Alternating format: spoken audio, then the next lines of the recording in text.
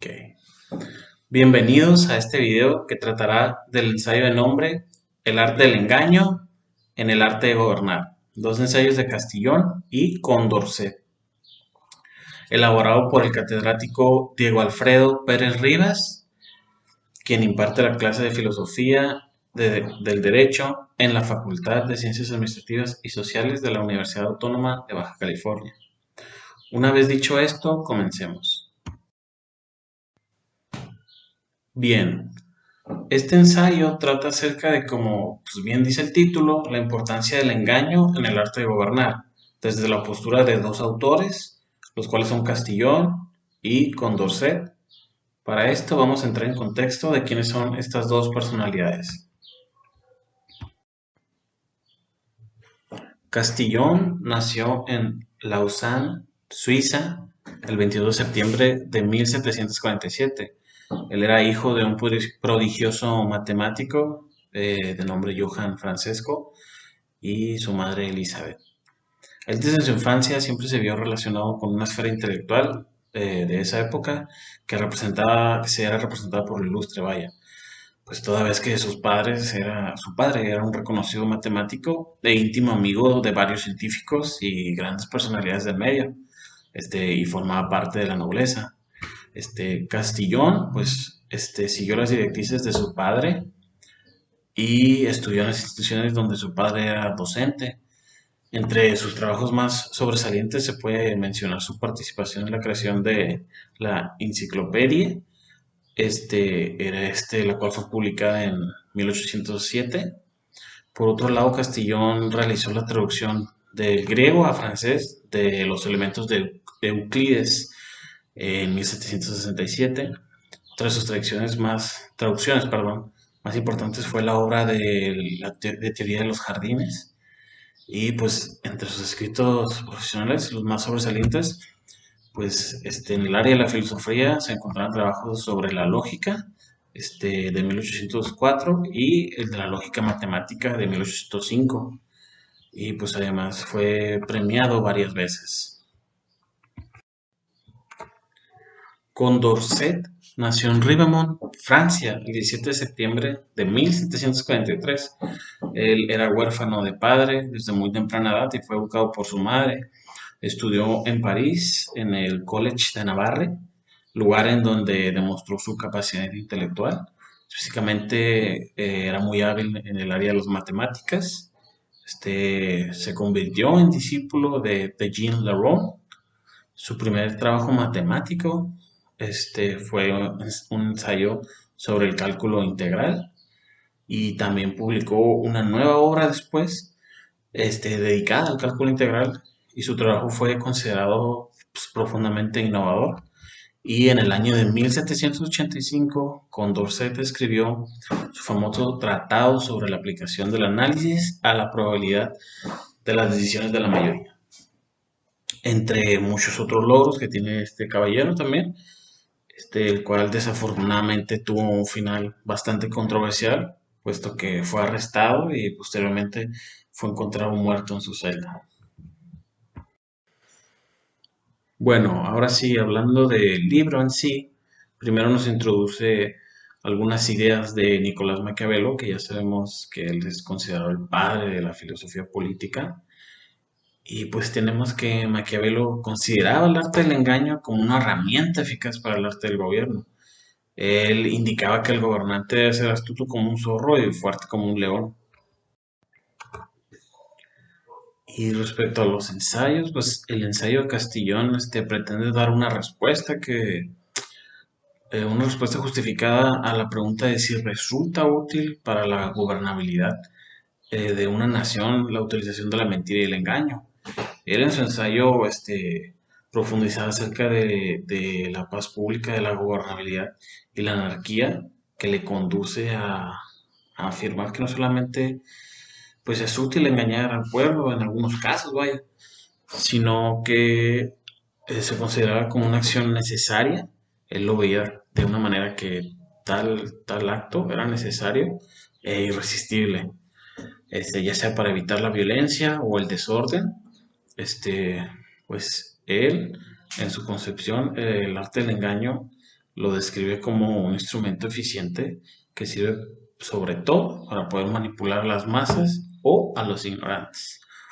De ahí es donde se desprende su necesidad y su inevitabilidad. Desde el punto de vista de Castillón, pues el pueblo está formado por todas aquellas personas que están incapacitadas naturalmente para pues, autogobernarse, siendo de esta manera dominadas por pasiones viles y antisociales. Pues por la misma razón, el autor afirmaba que engañar al pueblo no es solamente útil, sino que es conveniente y necesario para la paz social. Él en su visión, obviamente tenía el arte del engaño como un resultado útil, porque de ese modo es más sencillo hacer obedecer al gobierno, o sea, hacer al gobierno que lo obedezcan, así como obligar a los súbditos a respetar una serie pues, de principios morales, ¿no? Los cuales serían universales, una serie de principios morales universales. Condorcet, por su parte, predicaba lo contrario a Castillón. Él está convencido de que propagar el engaño, el error, la mentira, no iba a ser útil bajo ninguna visión, ningún contexto, ya que en realidad pues las falsas motivaciones son incapaces de prevenir hasta los delitos más comunes. Eso era lo que él decía. Que en ese sentido, el filósofo francés estaba persuadido de que el proceso de la civilización es una constante iluminación intelectual de las masas. O sea, en este entendido, las ciencias y las artes les resultaban especialmente importantes, puesto que son los instrumentos culturales que impiden que las sociedades regresen en el camino de la historia. Así lo decía él. Un pueblo ignorante puede embrutecerse como consecuencia del desconocimiento de las verdades más esenciales. O sea, para que se entienda, Condorcet eh, era un partidario de las verdades morales. No desmeritaba las verdades científicas, pero él estaba del lado de las verdades morales. Por eso él creía y sostiene que eso era lo que iba a hacer a la civilización consistente, ¿no? No podías estar propagando el error ni nada de eso. Por lo tanto, es que así decía su dicho, ¿no? Bueno, una vez dicho todo lo anterior, voy a dar lo que viene siendo mi opinión. No es una crítica, es una opinión, o son mis ideas por lo menos. Yo siempre he sido alguien más realista, así que honestamente yo soy más del lado de Castillón. Yo también estoy de acuerdo que a veces, no que a veces estoy de acuerdo que el engaño resulta útil e incluso necesario más, para efectos de gobernar. Puesto como decía Maquiavelo, este, un regente tiene que ser astuto, ¿no? Como un zorro, este, porque siento que la postura de Condorcet es muy idealista, ¿no? Es muy idealista, ya sabemos que le gustaban lo que era la verdad moral y sus argumentos siempre planteaba este, una civilización muy utópica, donde las ciencias y las artes predominaban y era ilustre, ¿no? Este va tocando el tema de la pandemia, de cómo vemos este tema en la pandemia, bueno, lo que se vivió en la pandemia, podemos ver bien ejemplificado lo que decían ambas partes, de hecho, ¿no? Porque, por un lado, no esparcir el error y el desconocimiento ayudaba a que la gente se cuidase, ¿no? Si se los hubiese mentido acerca de la enfermedad del virus, pues la gente no se hubiera cuidado, no hubiera tomado las medidas necesarias y hubiera propiciado algo mucho peor, ¿no? Pero por otro lado, el decirles la verdad o no manipularla podría provocar cosas no convenientes como lo que era el desabasto de algunos insumos de primera necesidad, ¿no? Lo que era el papel higiénico, gel sanitizante y cosas de ese tipo, ¿no?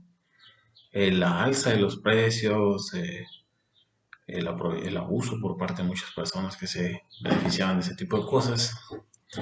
Entonces yo considero que en la realidad social podemos ver bien implementadas ambas ideas que son defendidas en las tesis de estos dos autores, pero honestamente a mí me gusta más la idea de Castillón, es por lo ya mencionado, vaya, yo sí considero que es útil el engañar para gobernar. Obviamente estamos hablando de estos efectos, no de engañar en otras cosas. Siempre y cuando, como decía la frase de Maquiavelo, el fin justifica los medios.